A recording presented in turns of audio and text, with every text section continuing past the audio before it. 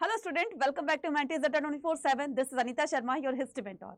Student, आज हम इस सेशन में करने वाले हैं हमारी हिस्ट्री का लास्ट चैप्टर, जिसका नाम है फ्रेमिंग द कॉन्स्टिट्यूशन।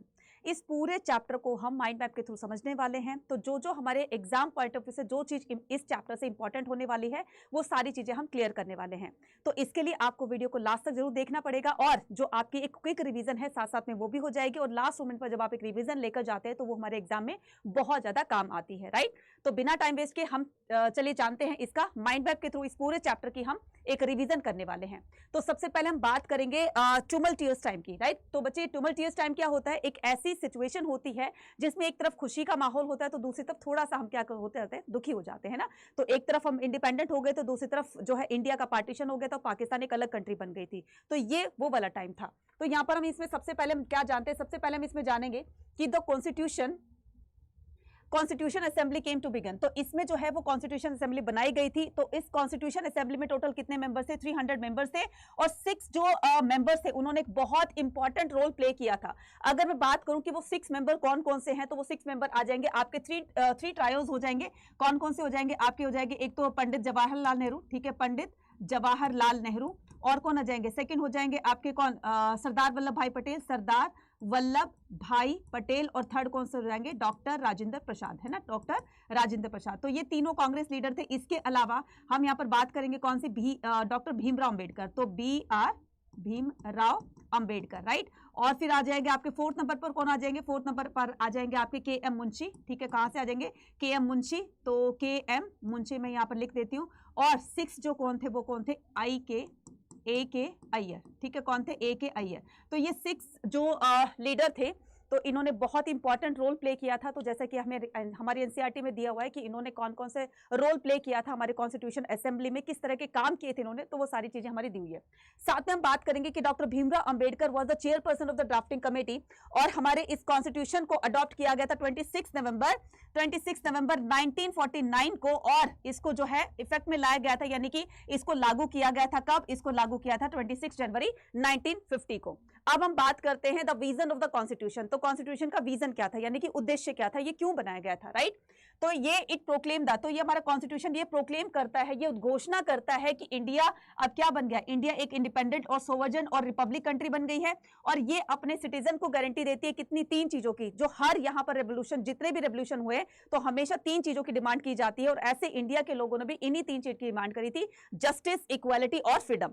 तो यहां पर ये क्या करती है? ये इंडिया के सिटीजन को गारंटी देती है जस्टिस, इक्वालिटी और फ्रीडम की। It ensure that the adequate safeguard, साथ साथ में जो हमारे जो ट्राइबल पीपल्स हैं, जो माइनॉरिटीज में हैं, ST SC जो शेड्यूल कास्ट के हैं, तो उनके लिए एक सेफगार्ड जोन का प्रॉमिस करती है कि हम उनको भी एक सेफ गार्डिंग जोन में रखेंगे ताकि उनको भी किसी तरह की कोई प्रॉब्लम ना हो, राइट। अब हम यहाँ क्या करते हैं? अब हम थर्ड पर चलते हैं, डिफाइनिंग द राइट। एक ये बहुत बड़ा कॉम्प्लिकेटेड ये टास्क था कि राइट्स को कैसे डिफाइन किया जाए, कि राइट्स क्या होते हैं। तो पहले पता ही नहीं था कि राइट्स क्या होते हैं और किस तरह के राइट्स जो है वो हमें सिटीजन्स को देने चाहिए, या पर्टिकुलर कम्युनिटी को देने चाहिए, या फिर किसी पर्टिकुलर पर्सन को देने चाहिए। तो ये बहुत ही जो है सिचुएशन क्रिटिकल होती जा रही थी, बहुत ही उलझन भरी होती जा रही थी। तो यहाँ पर लोगों की जो डिमांड के बेस पर राइट्स को फिक्स किया गया था, किस तरह के राइट्स जो है वो लोगों के मांगे जा रहे हैं, डिमांड है लोगों की, और उसी के डिमांड पर ही वो राइट्स बन जाते हैं। तो इसे बताया गया कि different group express their the will in the different ways and made the different demand. तो अलग अलग लोगों की बच्चे अलग अलग डिमांड होती है, और उन्हीं डिमांड के बेस पर क्या किया जाता है? ये राइट्स बन जाते हैं। जैसे किसानों की अलग से डिमांड होगी, जैसे जो ट्राइबल पीपल्स है उनकी अलग डिमांड होगी, डिप्रेस क्लास की अलग डिमांड होगी, यहाँ पर हर एक कम्युनिटी की अलग अलग डिमांड होगी। तो उन डिमांड को उनको एक राइट में कन्वर्ट किया गया कि उनको किस तरह की डिमांड चाहिए, मतलब किस तरह की वो डिमांड कर रहे हैं, और उसके लिए गवर्नमेंट की तरफ से क्या प्रावधान होना चाहिए। तो इसी को ही उन्होंने राइट में डिफाइन कर दिया। तो यहां पर हम प्रोक्लेम करेंगे क्या कि the problem with the separate election. तो ये जो अलग अलग कम्युनिटी जो है वो सेपरेट इलेक्शन की डिमांड कर रही थी, तो वहां पर कुछ लोग जो सेपरेट इलेक्शन है, तो उनमें से बहुत ही रेयर लोग ऐसे थे, लीडर ऐसे थे रेयर ही, जो कि क्या कर रहे थे? सेपरेट इलेक्शन को क्या करे? सपोर्ट कर रहे थे। लेकिन बहुत सारे हमारे पॉलिटिकल लीडर ऐसे थे जो कि सेपरेट इलेक्शन को बिल्कुल मना कर रहे थे कि ये नहीं होने चाहिए। अब उसी के पॉइंट ऑफ व्यू से यहाँ पर जानने वाले, यहां से बहुत सारे क्वेश्चन आते हैं आपके। यहां पर देखिए, the problem with the separate electorate, B Pocker Bahadur plot for the continue separate. तो बी पोकर बहादुर जो थे वो सेपरेट इलेक्टोरेट के क्या थे? सपोर्ट में थे, यानी कि फेवर में थे कि होने चाहिए, ताकि जो भी कम्युनिटीज को जिस तरह की जो भी प्रॉब्लम हो रही है वो अपनी कम्युनिटी को अपलिफ्ट कर सके, उसमें डेवलपमेंट कर सके। तो सेपरेट इलेक्शन उनके लिए कहते हैं कि उनके लिए बहुत मतलब उन्होंने सेपरेट इलेक्शन को सपोर्ट किया था कि होने चाहिए।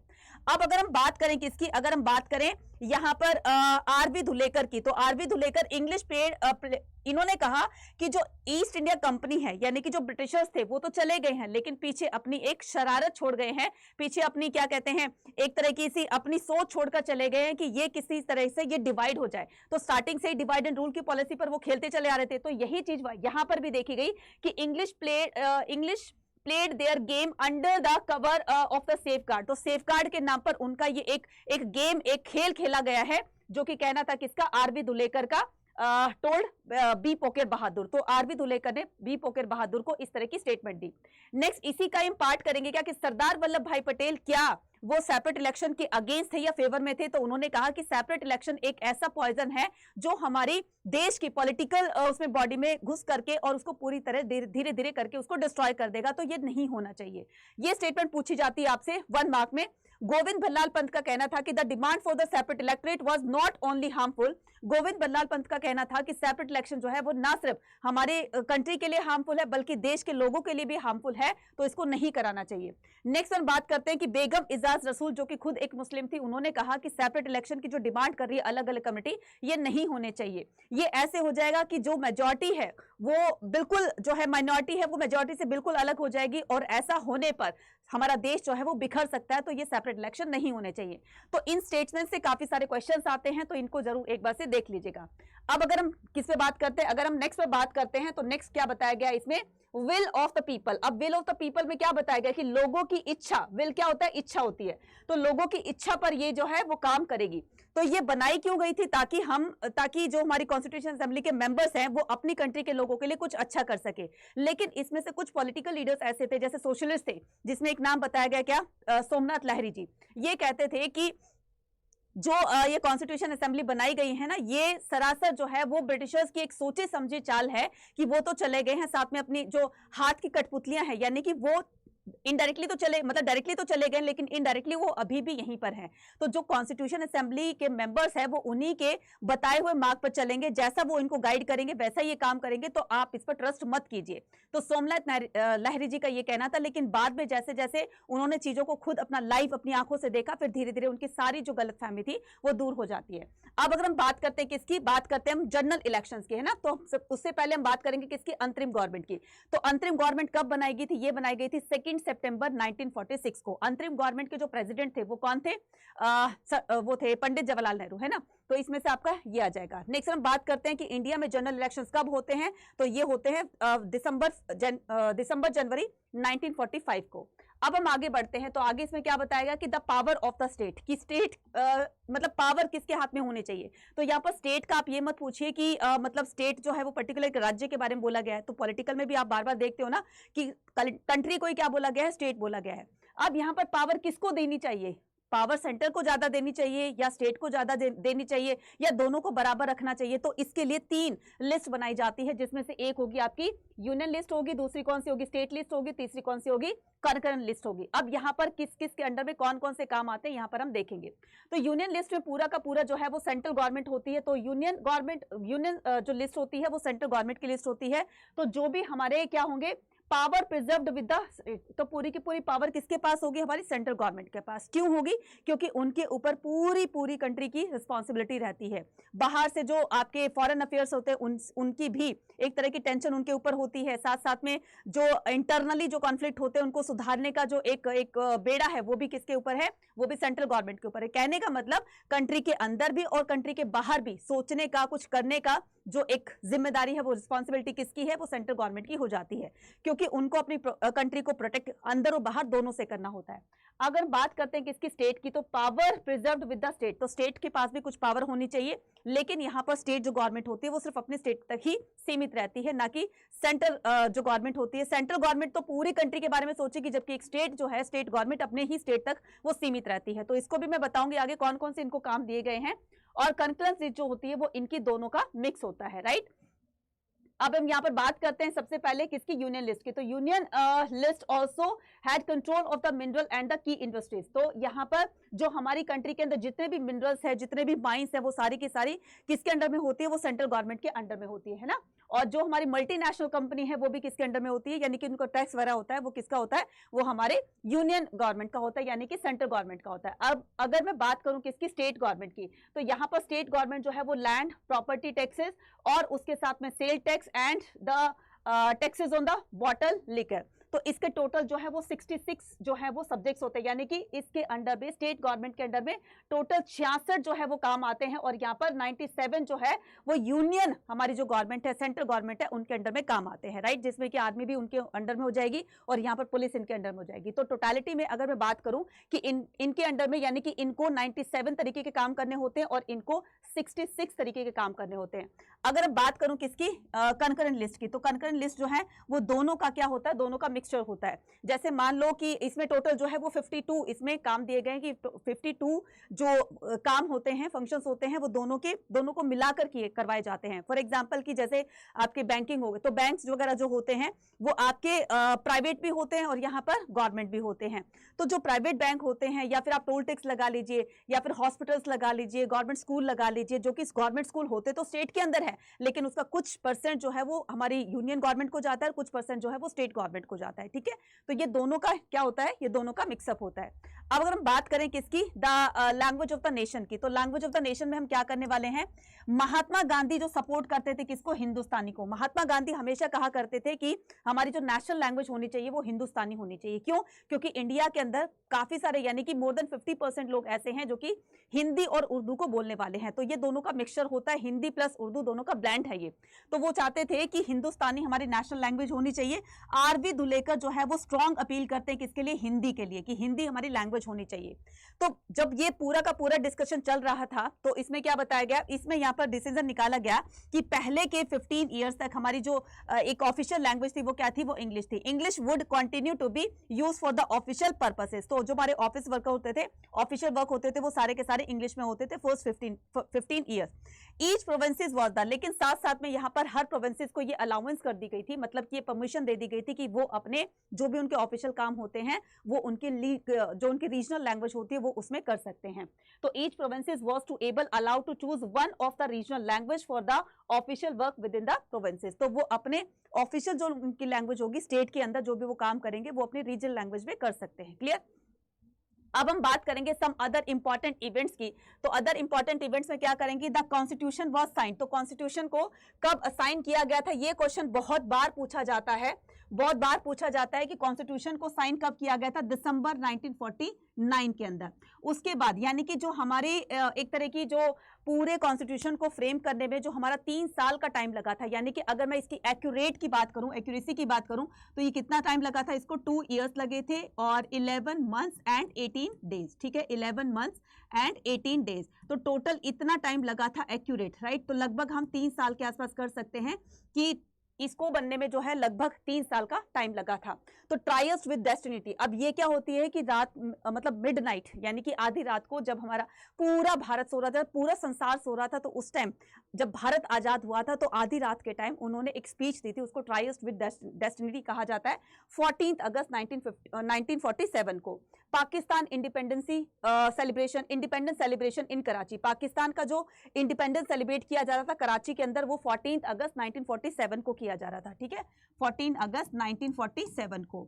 लेबर गवर्नमेंट कब ये आती है, labour government comes into power. तो ये लेबर गवर्नमेंट जो है वो लेबर के लिए बनाई गई थी। ये ब्रिटेन के अंदर कब पावर में आती है, तो ये आती है आपकी 26 जुलाई 1945 को। ये भी बहुत बार पूछी जाती है, मैच द फॉलोइंग में आपको यहां से मैच करने के लिए क्वेश्चन जो है वो पूछा जा सकता है। नेक्स्ट हम बात करते हैं ऑब्जेक्टिव रेजोल्यूशन की। ये बहुत इंपॉर्टेंट है, यहां से आपका सब्जेक्टिव क्वेश्चन आता है। ऑब्जेक्टिव रेजोल्यूशन क्या है, ध्यान से देखिएगा, सुनिएगा। 13 दिसंबर 1946 को Jawaharlal Nehru introduce the objective resolution. तो ये ऑब्जेक्टिव रेजोल्यूशन कब इंट्रोड्यूस किया गया था, 13 दिसंबर 1946 को, राइट। किसने किया था, पंडित जवाहरलाल नेहरू ने। क्लियर है। इट प्रोक्लेम, तो ये ऑब्जेक्टिव रेजोल्यूशन जो है वो क्या प्रोक्लेम करता है, उद्घोषणा करता है कि इंडिया एक इंडिपेंडेंट कंट्री बन गई है, सोवरेन रिपब्लिक बन गई है।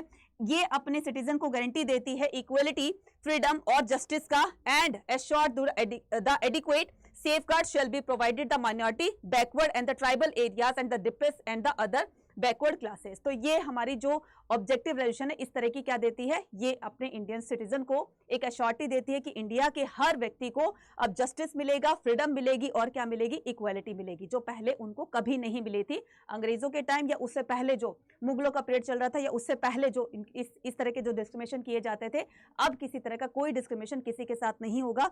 इन सभी बातों को लेकर के मिला करके यहाँ पर हमारा कॉन्स्टिट्यूशन जो है वो बनाया जाता है। और इंडिया का कॉन्स्टिट्यूशन है वो दुनिया का सबसे लेंथीएस्ट कॉन्स्टिट्यूशन है ना। तो अगर पूछा जाए कि अडॉप्ट कब किया गया था तो आपको लिखना क्या होगा, इसको अडॉप्ट किया गया था कब, नवंबर 1949 को, ठीक है। और अगर मैं बात करूं इसकी इंप्लीमेंट की, तो इंप्लीमेंट कब किया गया था, 26 जनवरी 1950 को। क्लियर है?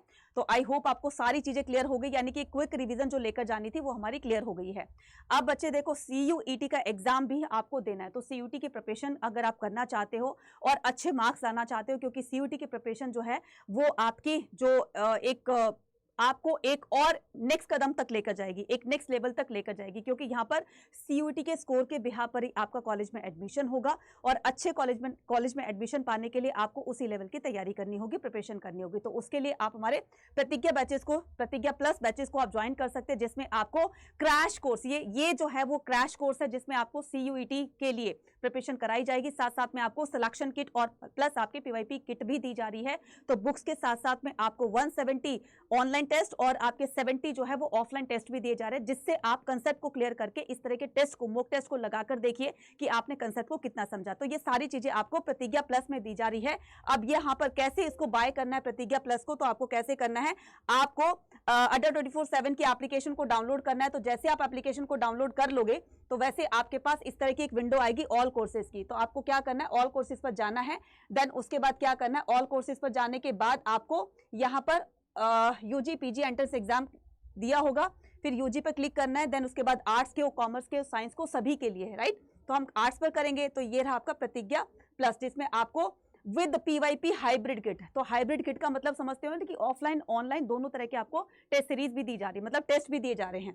तो आपको इसको करने के लिए क्या करना है, इसको करने के लिए बाय नाउ पे क्लिक करना है। बाय नाउ पे क्लिक करने के बाद मैं आपको एक कूपन कोड बता रही हूँ, उसी को लगाइएगा ताकि आपको मैक्सिमम डिस्काउंट मिल सके। तो आपको कूपन कोड क्या लगाना है, कूपन कोड लगाना है इसमें Y489। क्या लगाना है बच्चे, आपको कूपन कोड लगाना है Y489। क्लियर, Y489, ठीक है। क्या लगाना है, Y489। बस इसको अप्लाई कर देना है और अप्लाई करते ही आपका ये जो है वो 20% का ऑफ आपके पास हो जाएगा। तो 20% के डिस्काउंट पर आपको क्या करना है, इसको परचेज करना है और अपनी CUET की प्रिपरेशन को आज ही से स्टार्ट कर दीजिए, क्योंकि इसकी क्लासेस जो है वो आपकी 25 से स्टार्ट हो जाएंगी। और जैसे जैसे आपकी प्रिपरेशन बढ़ती चली जाएगी वैसे वैसे आपके अंदर कॉन्फिडेंस आएगा और उसी कॉन्फिडेंस के आधार पर आप क्या करोगे, अपने CUET का एग्जाम बहुत अच्छे मार्क्स से क्लियर करोगे। जैसे आपका बोर्ड एग्जाम फोड़ना है वैसे ही आप CUET का एग्जाम भी फोड़ेंगे। I believe on you, right. तो मिलते हैं अपने नेक्स्ट वीडियो में। Till then take care, bye bye to all and all the very best.